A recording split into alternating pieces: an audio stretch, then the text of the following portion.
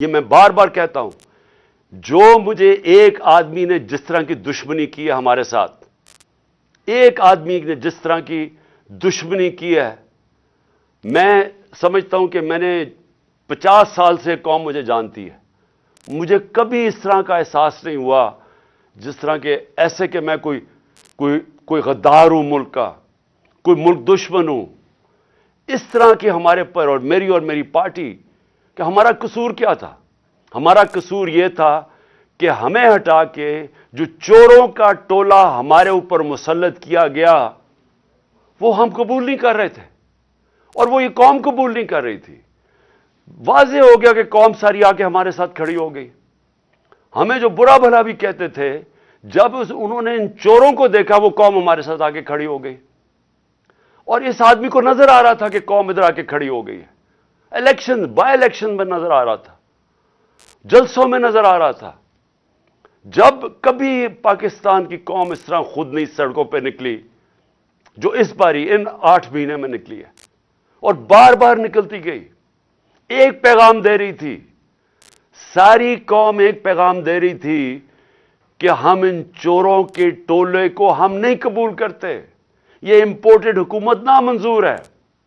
ساری قوم پیغام دے رہی تھی، اور قوم یہ بھی کہہ رہی تھی کہ دیکھیں ایک ہی طریقہ اس میں سے نکلنے کا، الیکشنز کرواؤ۔ سروے کے مطابق 70% پاکستانیوں نے، آج 70% پاکستانی کہتے ہیں کہ ملک کا مسائل کا حل الیکشنز ہے، صاف اور شفاف الیکشنز۔ لیکن ایک آدمی، اور وہ کون تھا جس کو ارشد شریف شہید کہتا تھا، وہ کون تھا؟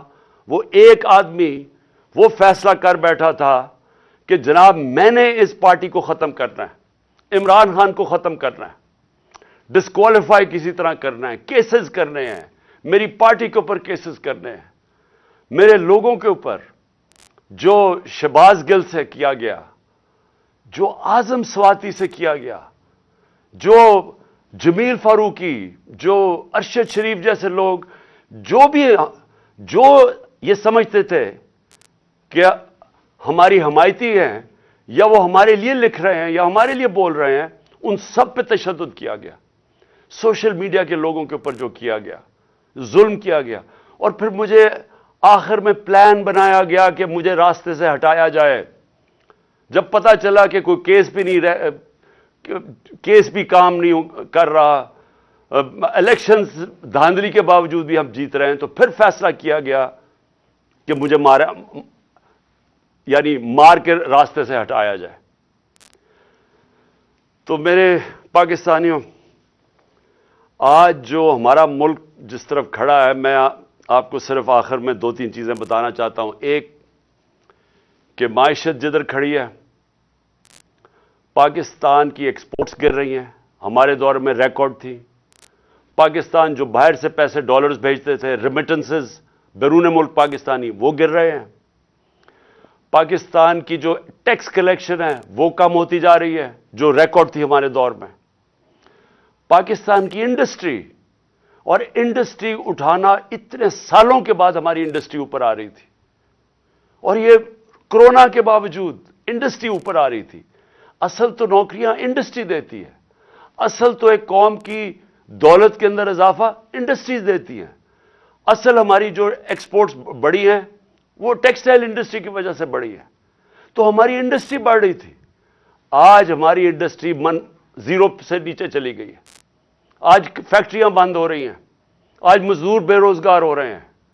آج جب آپ کی ایکسپورٹس اور ریمیٹنسز جب گرنی شروع ہوتی ہیں تو ڈالر کم آ رہے ہیں، لیکن ڈالر کے قرضے بڑھتے جا رہے ہیں، اور آج ہمارے پاس خوف ہے کہ ہماری اب قرضوں کی قسطیں ادا کرنے کے لیے ہمارے پاس ڈالر نہیں ہے۔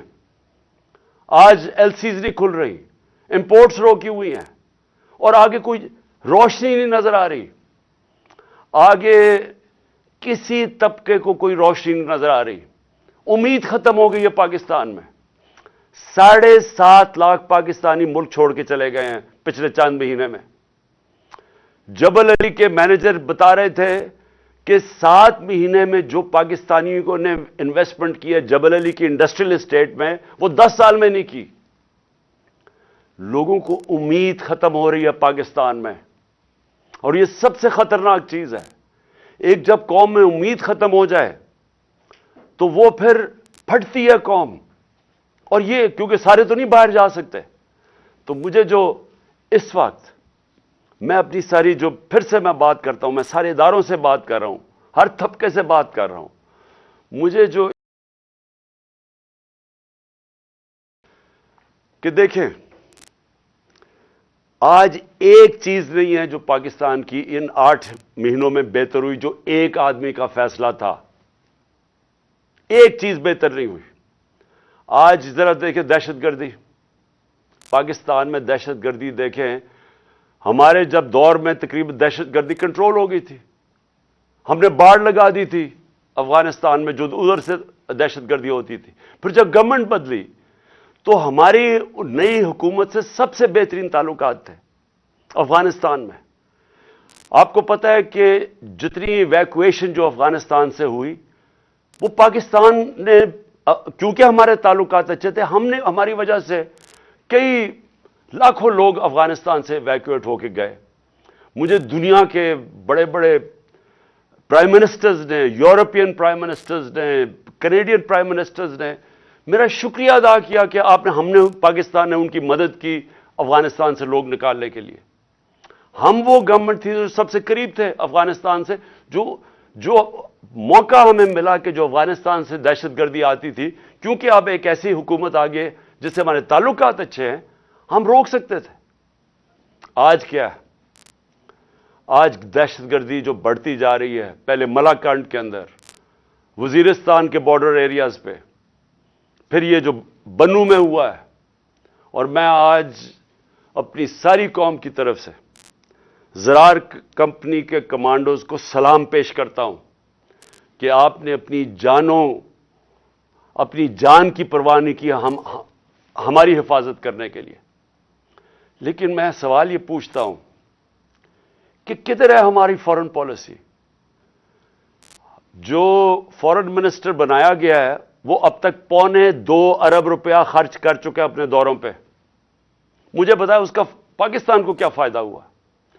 $2.25 ارب خرچ کر چکا ہے اور ابھی تک افغانستان نہیں گیا۔ ہمیں تو سب سے زیادہ ضرورت ہے کہ ہمارے افغانستان سے تعلقات ٹھیک ہوں، تاکہ یہ جو اب مسئلے مسائل آ رہے ہیں، ہماری جو دہشت گردی ہے، جتنے ہمارے اچھے تعلقات ہوں گے اتنی بہتر چانس ہے کہ ہم دہشت گردی کے اوپر قابو پا لیں۔ لیکن ہم تصویریں دیکھ رہے ہیں کہ اربوں روپیہ ہم نے جو خرچ کر کے باڑ بنائی تھی، جو فینس بنایا تھا بارڈر کے اوپر، وہ توڑا جا رہا ہے۔ تصویریں آ رہی ہیں کہ وہ باڑ ہی اکھیڑی جا رہی ہے۔ تو کدھر ہے ہماری فارن پالیسی؟ اور دوسری چیز میں یہ سوال پوچھنا چاہتا ہوں کہ آج ہمارے پاکستانیوں کو سب سے بڑا مسئلہ کیا ہے؟ کیا ہے سب سے بڑا مسئلہ؟